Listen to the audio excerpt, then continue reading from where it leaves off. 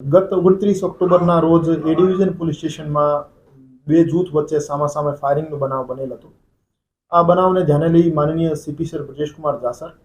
અને માનનીય additional CP sir Mahendra Bagadia sir દ્વારા શહેરમાં સંગઠિત ગુના આચરતી ટોળકીઓ વિરુદ્ધ કડક કાયદાકીય પગલાં લેવા માટે ક્રાઇમ બ્રાન્ચને સૂચના આપવામાં આવેલ હતી.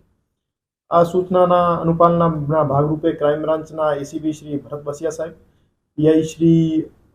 મેહુલ ગોંડિયા સાહેબ, પીઆઈ શ્રી ડામોર સાહેબ, પીઆઈ શ્રી જાદવ સાહેબ અને પીએસઆઈ શ્રી સીવી જાડેજા સાહેબ દ્વારા દિવસ રાત્રે મહેનત કરી આજરોજ ડીસીબી પોલીસ સ્ટેશનમાં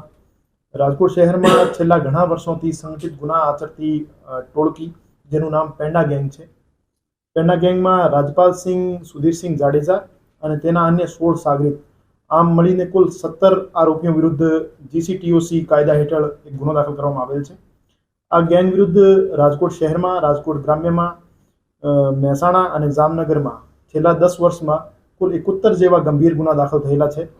જેમાં પ્રોહિબિશન, જુગાર, ચોરી જેવા ગુના ધ્યાને લીધેલ નથી. 71 ગંભીર પ્રકારના ગુના છે, જેમાં ખૂન અને ખૂનની કોશિશના 7, મારામારી અને રાયોટિંગના 29, છેડતી અને બળાત્કારના 7, હથિયાર ધારાના 5 અને બાકી એનડીપીએસ, લૂંટ, અપહરણ, ધમકી અને મિલકત સંબંધી ગુના છે. 17 આરોપીઓ પૈકી 11 આરોપી વિવિધ ગુનાઓના કામે ઓલરેડી જ્યુડિશિયલ કસ્ટડીમાં છે અને 4 આરોપી ક્રાઇમ બ્રાન્ચના કબજામાં છે અને 2 આરોપી હાલ ફરાર છે. રાજકોટ શહેરની શાંતિને ડોળવાનો પ્રયાસ કરતી આવી બીજી ટોળકીઓની ઓળખાણ કરી લેવામાં આવેલ છે અને આવનાર દિવસોમાં તેઓના વિરુદ્ધ પણ બીજા જીસીટીઓસીના ગુના દાખલ કરવામાં આવશે અને આ તમામ આરોપીઓને જેલ હવાલે કરી ગેરકાયદેસર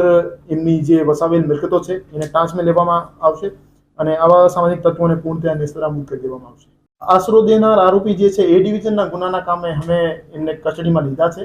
પણ જીસીટીઓસીની પરિભાષાઓ હેઠળ એમના બીજા પણ એમની સાથે કનેક્શન સામે આવશે અને છેલ્લા 10 વર્ષોમાં 2 થી વધુ ગુના એમની સાથે હશે તો એને પણ આરોપી તરીકે લેવામાં આવશે.